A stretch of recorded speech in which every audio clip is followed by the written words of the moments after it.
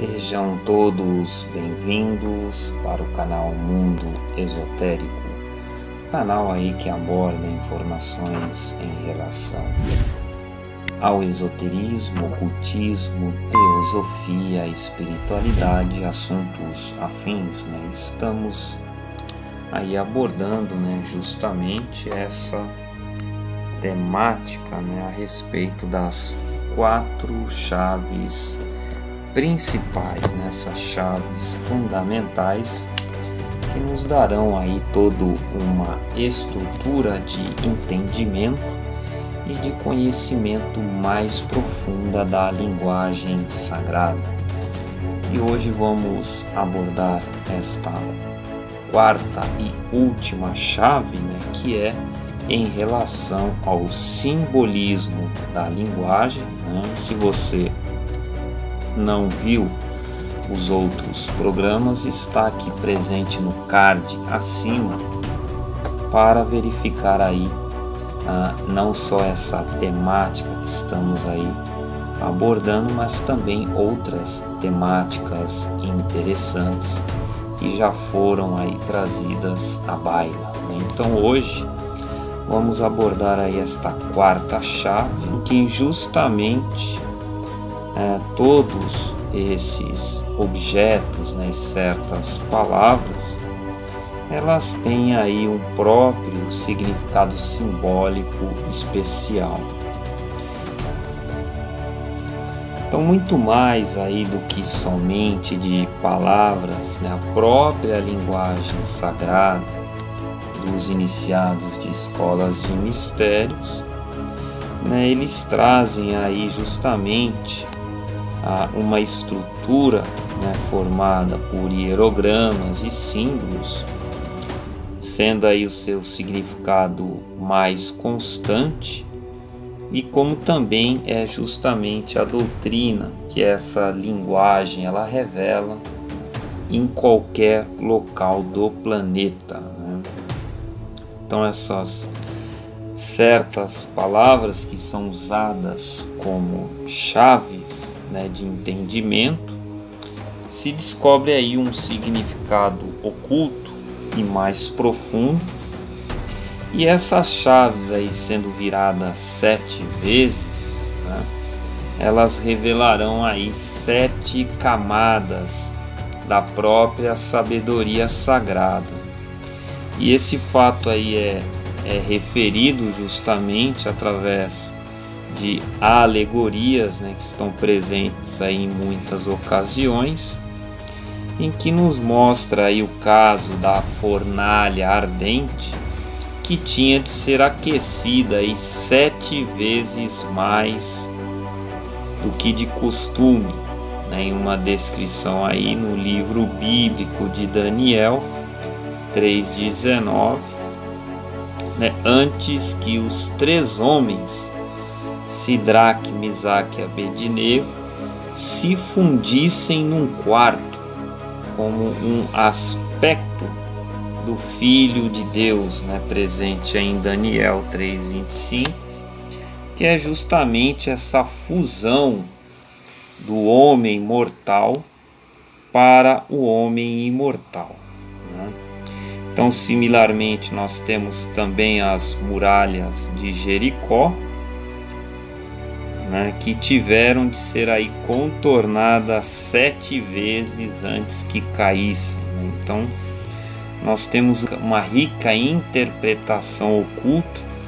por trás destas palavras. Então surge então a própria ideia de que para nós podermos aí descobrir a própria sabedoria sagrada das escrituras cristãs, nós devemos, meus caros ouvintes, renunciar à própria ideia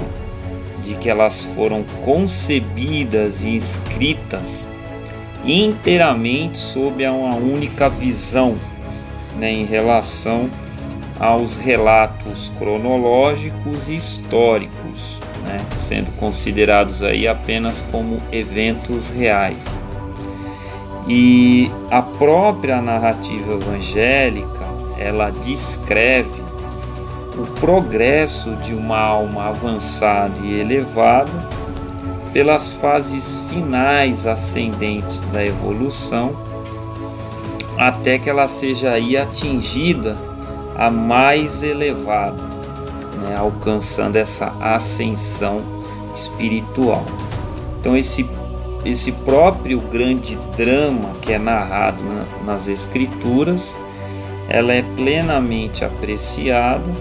e deve-se aí deslocar-se do reino e do nível material da própria experiência humana numa visão mais psicológica, né, intelectual e espiritual. Os próprios discípulos, caros ouvintes, eles são as personificações dos atributos mais nobres do homem, né, que embora ainda estejam aí imperfeitos, eles estão gradualmente, né, se tornando aí espiritualizados, ou estão aí sendo trazidos à presença do Mestre, que representa aí o nosso habitante do recôndito, né, como diz o autor, ou eu, Deus no homem. Os próprios discípulos ainda não são iguais ao Cristo. Eles estão ainda mais jovens na evolução e, em consequência, ainda estão sob a ilusão da autosseparação. E nisso é mostrado pelo debate que promoveram quanto a quem seria o maior no reino dos céus, e eles ainda estão manchados pelos atributos materiais mais grosseiros, como aí é intitulada aí a própria lavagem simbólica de seus pés pelo Mestre, né? Um traidor ainda espreita em seu meio, que deve ser por si próprio revelado e morto, antes que possa ocorrer a grande ascensão. Uma narrativa em relação a Judas como um aspecto mais denso, a sombra do próprio ego que habita nele mesmo. E aí mostrando como o Mestre, né, ele admoesta e censura, previne, indicando aí uma atividade espiritualizante da própria divina presença interior, né? Então todos os denominados milagres que foram registrados, eles poderiam ter sido executados por um adepto, né, ou um mestre de sabedoria, ou mesmo um iniciado de menor grau, através do exercício de seus poderes teúrgicos. Mas eles também aí ilustram os processos de ativação, né, a própria cura, a restauração da visão e o ressuscitamento, justamente desses poderes e percepções espirituais atuantes na personalidade externa do aspirante. Então a própria história evangélica, meus caros ouvintes, na verdade todas essas partes inspiradas da Bíblia, elas estão aí endereçadas menos à mente racional, que elas frequentemente afrontam, do que à própria intuição, que pode perceber nelas a história da alma espiritual da humanidade, cujos poderes e possibilidades deíficos, bem como os processos de desenvolvimento e seu uso ativo, eles estão retratados aí por símbolos e ilustrados por alegorias dramáticas. Então essa própria visão mística, ela deve se repetir, e não negando aí totalmente essa presença histórica que é descrita. Então o próprio cerne da tradição no interior dessas histórias, elas podem ter assim um próprio registro dos próprios eventos reais, né? Ainda que pelo uso da própria linguagem sagrada, grande parte dos registros iluminados, eleva-as para além do tempo e do espaço, né? Esse é um ponto bem interessante e fundamental, né, deste próprio simbolismo dessas palavras, né,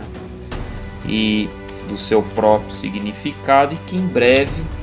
possamos trazer à tona aí algumas palavras e símbolos e trazer além do véu aí oculto, desvelar através dessas informações interessantes e olhar para esses livros sagrados, né, com uma ótica totalmente diferente, né, muito além desses registros históricos. Não negamos os registros históricos, mas não nos limitamos a essa questão da cronologia, da historicidade, procurando ir muito mais além através destas 4 chaves de interpretação. Um forte abraço a todos, namastê e até um próximo programa.